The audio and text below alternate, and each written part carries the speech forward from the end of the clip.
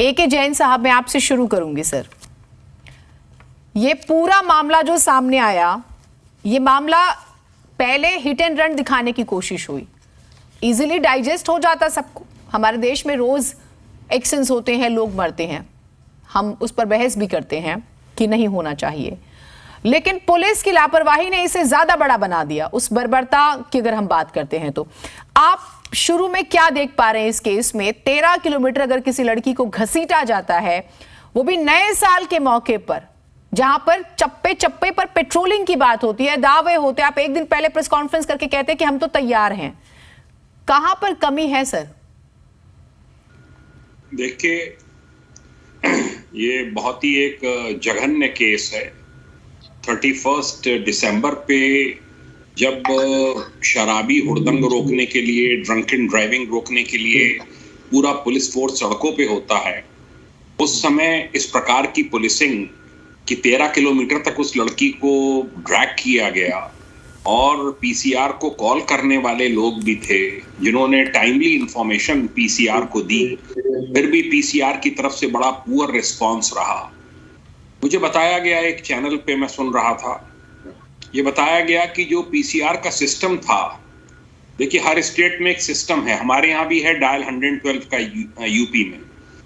Dial 112 का headquarter Lucknow में है और जो भी कॉल होती है वो हेडक्वार्टर पे जाती है और वहां से वो डायरेक्ट करते हैं किसी जिले की मोबाइल को, पीसीआर वैन को, कि आप फला घटना स्थल पे पहुंचिए और वहां से रिपोर्ट दीजिए। दिल्ली में इस सिस्टम को डिसमेंटल कर दिया गया है और जो पीसीआर वैन्स हैं वो थानों पे अटैच कर दी गई हैं। अब वो थानों की मर्जी पर आ गई हैं, थाने उनको भेजेंगे। वरना पहले आपने देखा होगा दिल्ली में चौराहों पे पीसीआर वैन्स खड़ी रहती थी, वो एक अलग से ऑफिसर डेजिग्नेटेड होते थे जो कंट्रोल रूम से उनको मैनेज करते थे और जहां जरूरत होती थी वो उस हिसाब से वो फोर्स को तलब करती थी। हाँ। ये पहली बात तो ये सिस्टम जो डिसमेंटल किया गया ये गलत है। हर स्टेट में ये सिस्टम है कि वो एक सेंट्रली गवर्नड होता है। हमारे यहाँ भी एक एडीजी अलग से हैं, एडिशनल डायरेक्टर जनरल पुलिस, जो इसको मॉनिटर करते हैं कि कितनी देर में पीसीआर वैन पहुंची, उसका रिस्पांस टाइम कैसा था। दूसरा, ये जो थाने की व्यवस्था है, मैं कई चैनल्स पे इस बात को कह चुका हूं कि जो भी थाने चौकी रास्ते में पड़ते थे इस 12-13 किलोमीटर के क्षेत्र में, जहां पर इस प्रकार की स्लैकनेस दिखी, जहां पर पुलिस फोर्स नहीं था, पीसीआर वैन्स नहीं थी, इसकी डिपार्टमेंटल इंक्वायरी होनी चाहिए और जो भी इसमें दोषी हैं उनके खिलाफ कड़ी से कड़ी कार्रवाई की जानी चाहिए, जिससे कि इस प्रकार की घटना की पुनरावृत्ति दिल्ली में, नेशनल कैपिटल में कहीं ना हो, क्योंकि इससे पूरी एक पुलिस व्यवस्था पर प्रश्न चिन्ह दिल्ली में लगा है।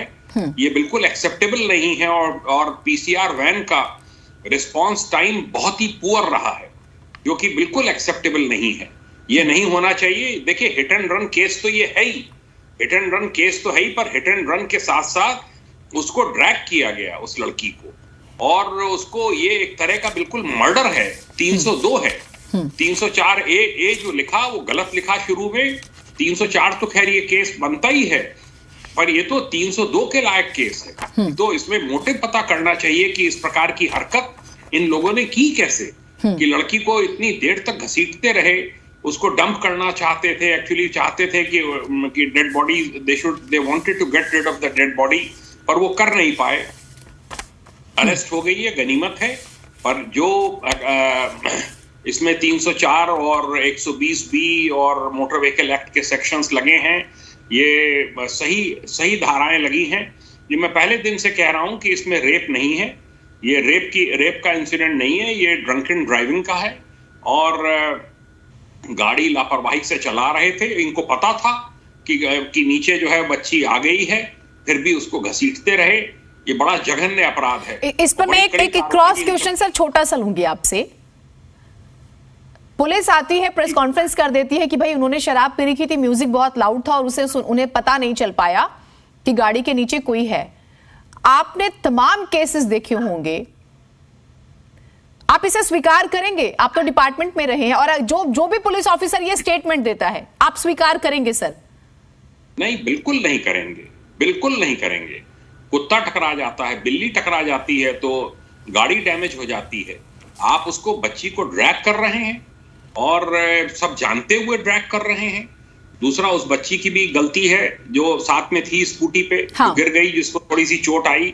उसको कम से कम लड़की की मदर को, औरों को इन्फॉर्म करना चाहिए था। ठीक है, वहां पर वो कोई मोर्चा नहीं ले सकती थी इन 5 के खिलाफ, पर कम से कम उसको पुलिस को इन्फॉर्म करना चाहिए था, या इसके पेरेंट्स को, मदर को इन्फॉर्म करना चाहिए था, सिस्टर को इन्फॉर्म करना चाहिए था।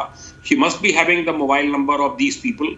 ये करना चाहिए था, जो कि नहीं किया। आप चलिए, पर वो एक की विटनेस है, उसका 164 में बयान होना चाहिए और उसकी गवाही बड़ी महत्वपूर्ण होगी इन सबको सजा दिलाने में। ठीक।